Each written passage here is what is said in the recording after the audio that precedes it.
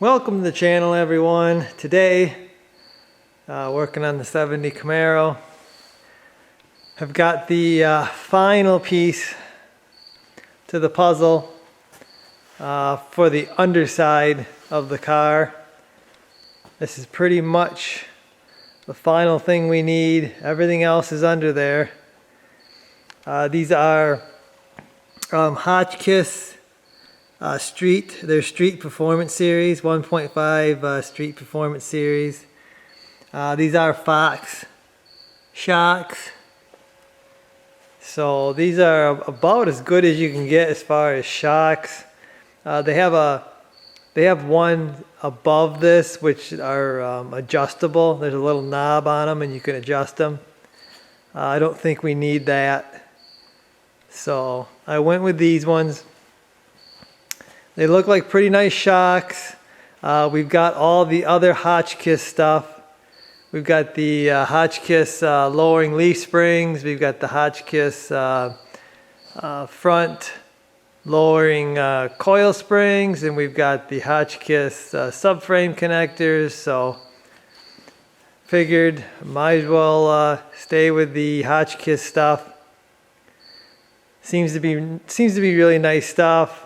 At a good price. So yeah, these shorter ones are the front shocks, the longer ones are the rear shocks. They say on the box 70 to 81, so I imagine 70 to 81 Camaros, Firebirds, stuff like that. I imagine Trans Am. But anyway, guys, this is I'm not going to do like a bolt in. These are shocks. You can see the mounts. The mounts are the same, front and rear. Yeah, you bolt it on here. These actually go inside the coil springs up front. And you've got the standard bushings, like most shocks are, I guess, nowadays, even the pickups, and same with the rear. So looks like they send all the hardware except for the bolts for the rear shocks that actually go into the frame of the car. I didn't see them. So yeah, I'll have to look for them. Also, they don't have nuts. They sent these bolts with the front shocks, but I don't see nuts to go with the shocks. So yeah, that's one thing that kind of annoys me with some of these manufacturers. They don't supply bolts for this stuff. And this is an old car. I mean, you're talking 70, talking 50 years old. Send some bolts, you know. I don't know. The chances are you're not going to have the bolts for this something this old. Even if you did have the bolts, they're probably going to be old and cruddy anyway. So I wish they would send more hardware with parts. Not just Hotchkis here, but all the companies that make stuff for older vehicles. Anyway, I'm going to get this in. I've already got the front tires off. That's kind of why I'm doing this. That's going to be easy. I am going to have to pull those rear tires because it's pretty hard to get in there without the tire removed. So I'll have to do that. Probably just install these and then I'll show you the installed shocks, guys. Because like I said, this is real simple stuff. Basic nut and bolt loosening and tightening. So I will be back with them installed. Okay, so there are the front shocks installed.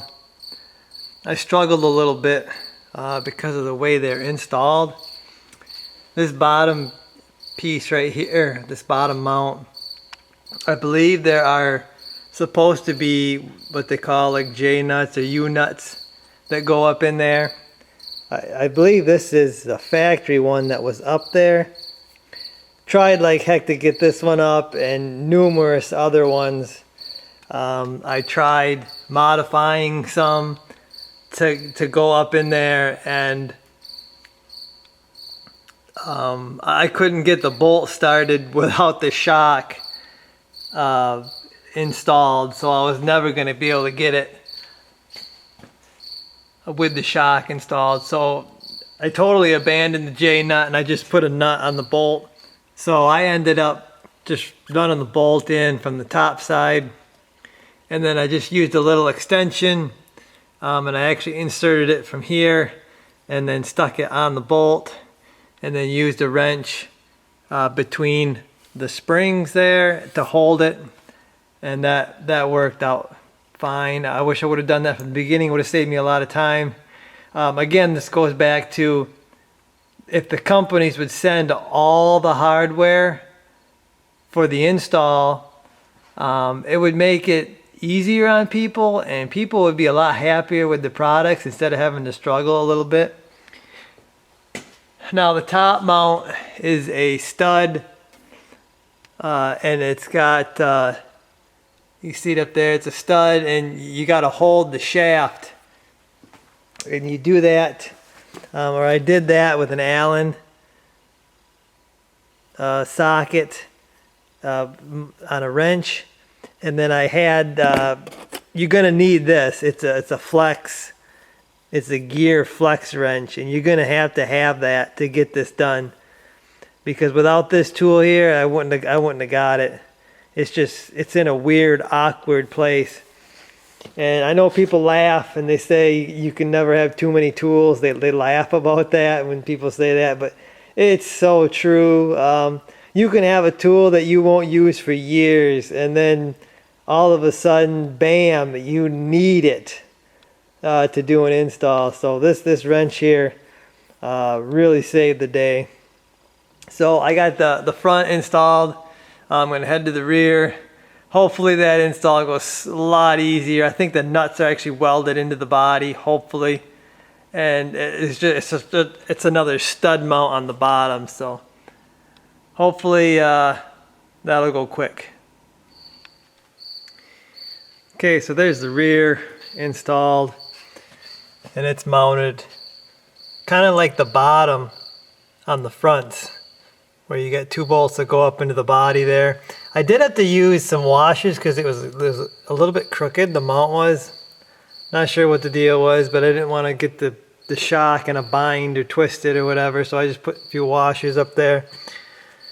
And then it goes down to the mount there on the axle. So again, I spent more time looking for hardware, bolts that will work, than I did installing the shock. So again, that goes back to if they would just supply really nice hardware with the shocks, it would be nice. It would really be nice. But anyway, guys, that's probably gonna do it for this one.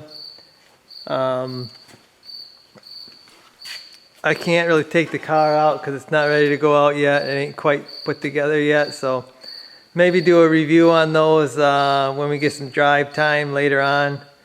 I'll come back to the shocks or whatever, or I'll come back. Maybe I'll come do a thing with the whole Hotchkis suspension, because we've got all of it, and I'll do a little review on that maybe. So hopefully you guys enjoyed the video. I'll see you.